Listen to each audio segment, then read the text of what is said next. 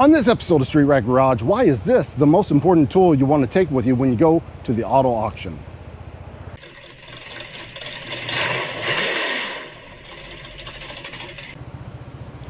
So I bought this 2016 Ford Explorer police car at an auto auction, but I didn't go out and look at this car, and I definitely did not take a diagnostic tool with me in order to check it out.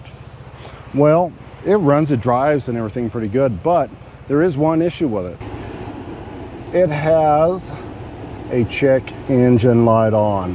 Yes, I did not know that when I bought this vehicle, and even though it runs really good, that's still a problem when we go to sell it. Nobody likes to buy a vehicle with a check engine light on. So we need to figure out what exactly that is. And in order to do that, we're going to use our diagnostic tool right here.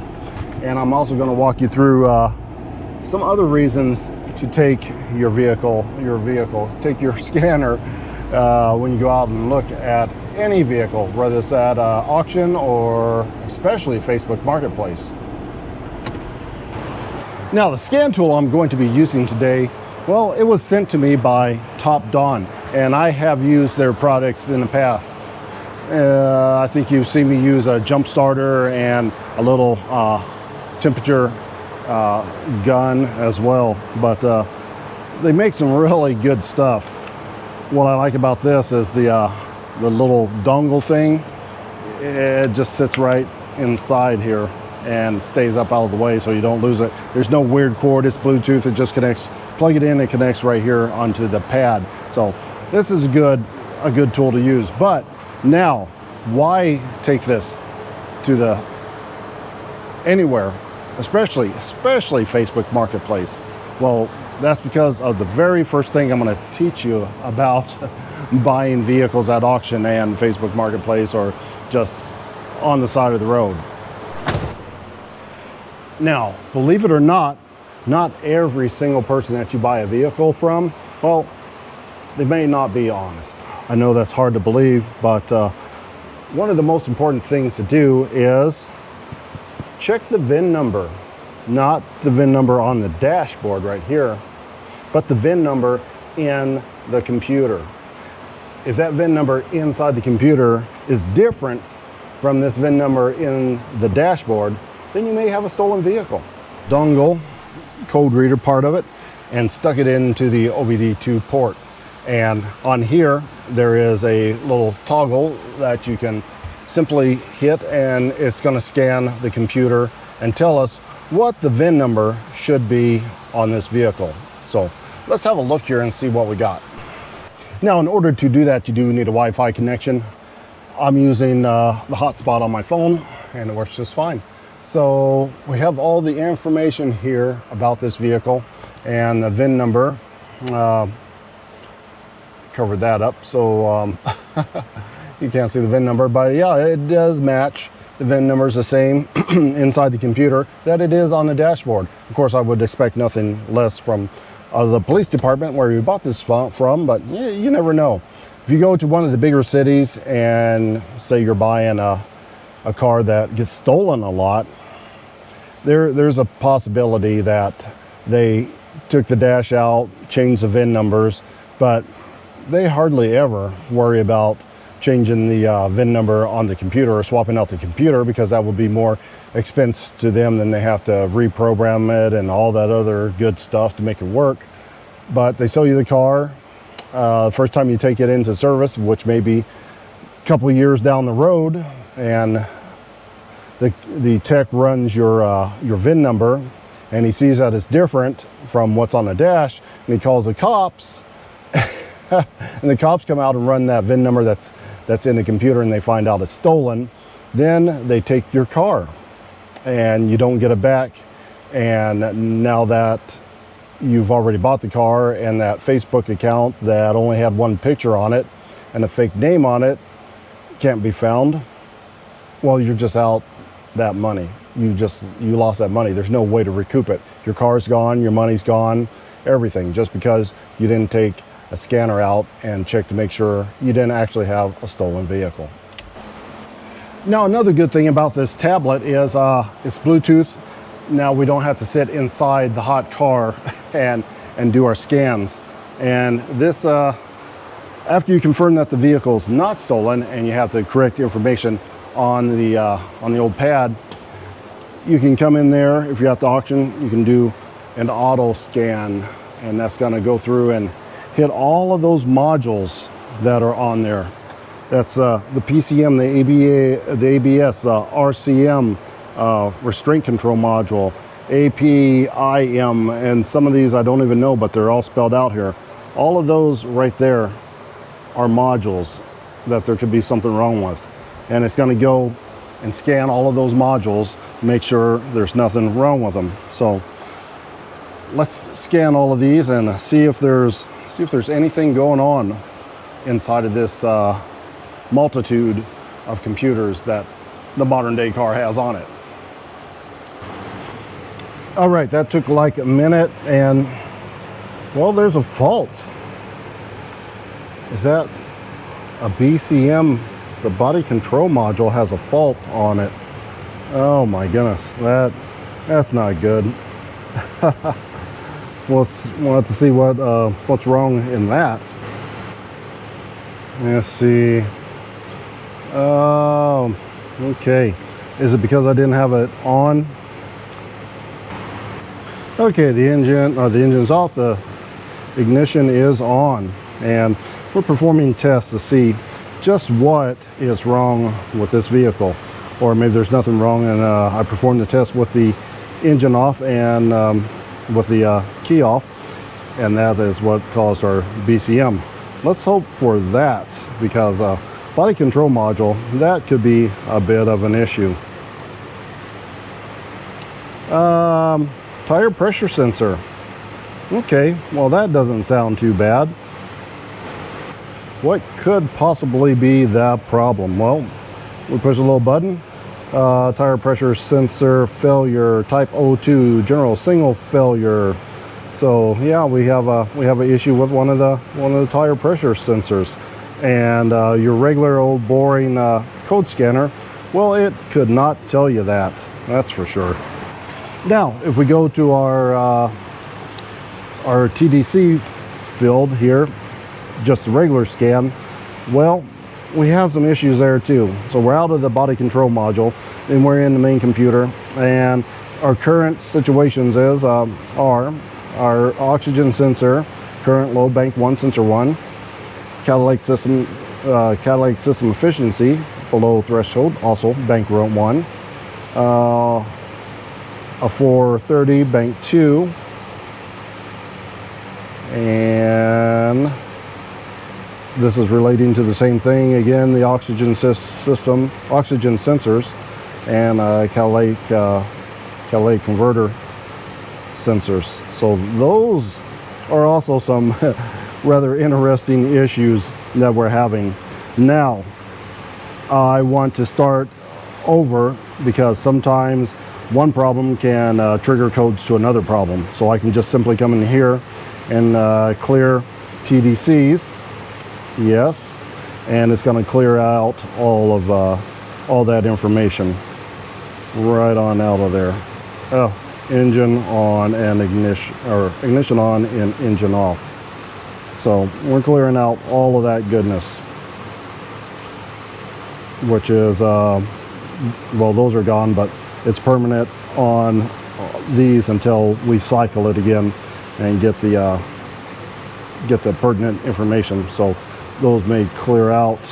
It could just be could be a clogged converter. That would be that would be bad. But we also have things like live data. We can start this up, and onboard monitor. So there you go. There's a whole lot that this thing can actually do. Now we are back inside, and as you can see, we cleared the check engine light. So we're going to run this for a while to see if any of those come back. I may have to run this. It could be a couple days before that comes back on. So we're not gonna see if it comes back on, unless it's really a severe problem, then it would just, boom, it would come back on, you know, almost instantly. But we'll let this run for a little while and see if that comes back. That brings us to our next most important thing when you're going out to the auction and looking at these vehicles. You just saw me clear the codes and get rid of the check engine light completely.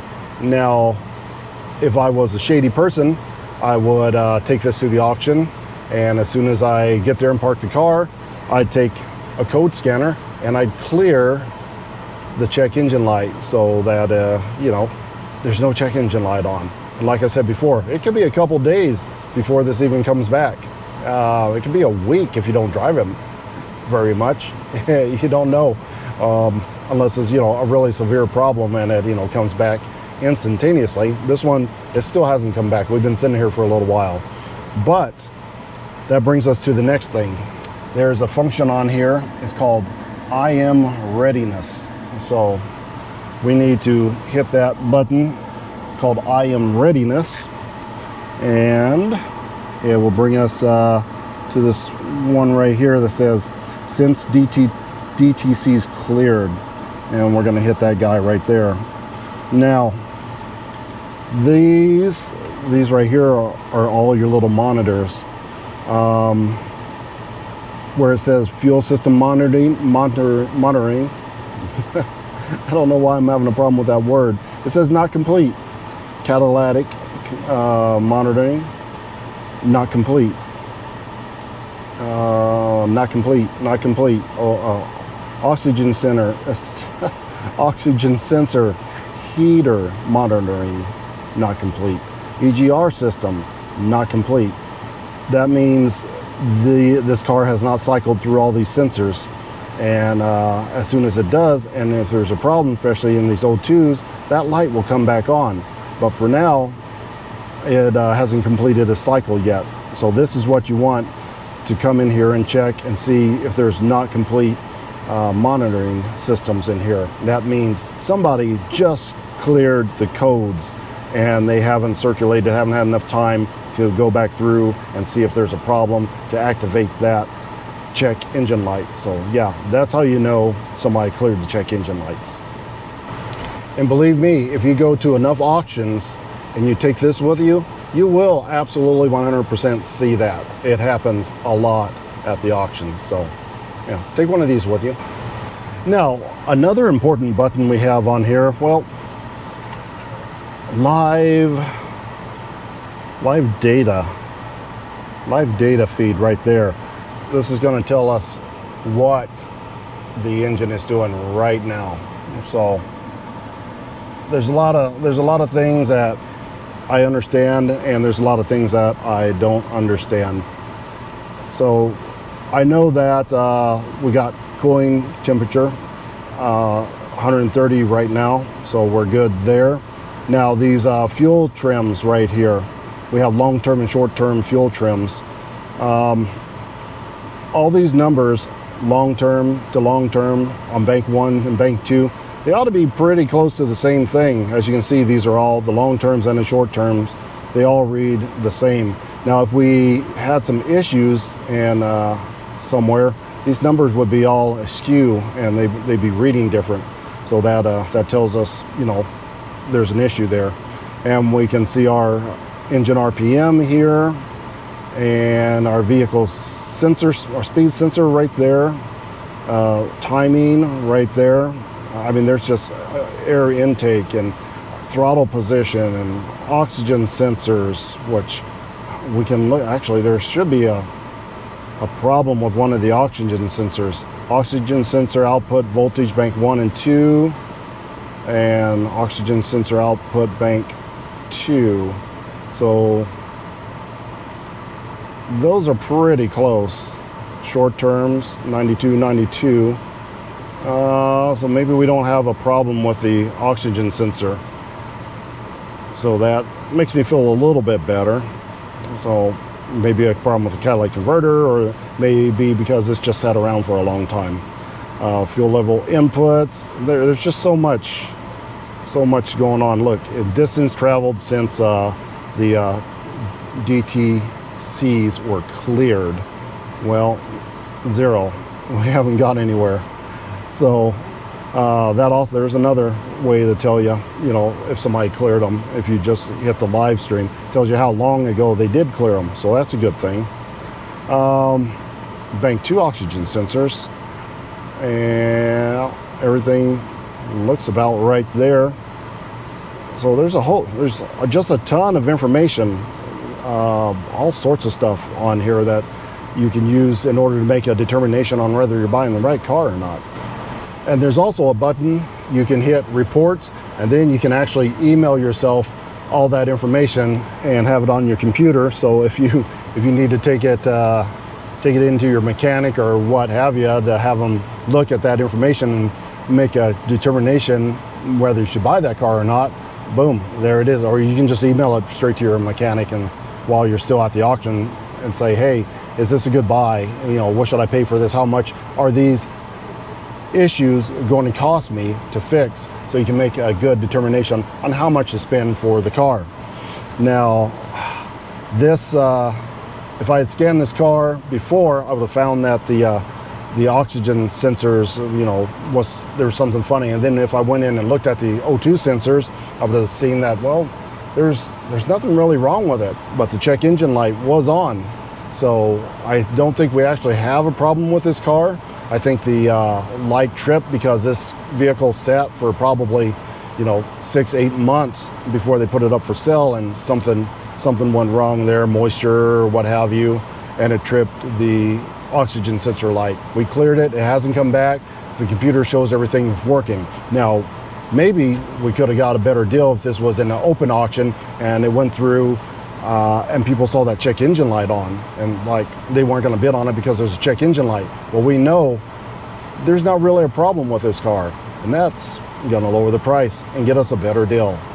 Another reason to take a scanner with you. On this one, it also has screen recording, or you can take a snapshot of what you're doing, and especially the live data, you can just video all that and send it to somebody, take a picture, send that to somebody. There's lots of ways you can do it, that's what I'm saying. Now here's one of the best features of this. If you're having problems with it and you need some help, you can go online and you can Google what's going on, and you can read it right on the tablet. So you can use, or you can just sit here and watch some really good content. So yeah, just as long as you have Wi-Fi connected to your phone, connected to regular Wi-Fi, you can. It's Google Chrome. You can just download whatever you want, search whatever you want, help you fix your vehicle, or just, you know, watch something. And when you're done, you just grab a hold of your dongle and shove it right in the hole, just like that. It's so easy. So that is my reasons that you should grab a hold of a scanner, and not just some cheap Harbor Freight one, but a good one. And yeah, topdon, they gave me this. And it's good. It's good stuff. Everything they have given me has been good. This is a very good unit. It's not really expensive. I'll put a link below so you can check it out for yourself. There's so much more that this thing can do besides that. And there's a whole bunch of different other styles and designs. Some of them they have like that. They can actually program keys as well. So this is like a mid-range one.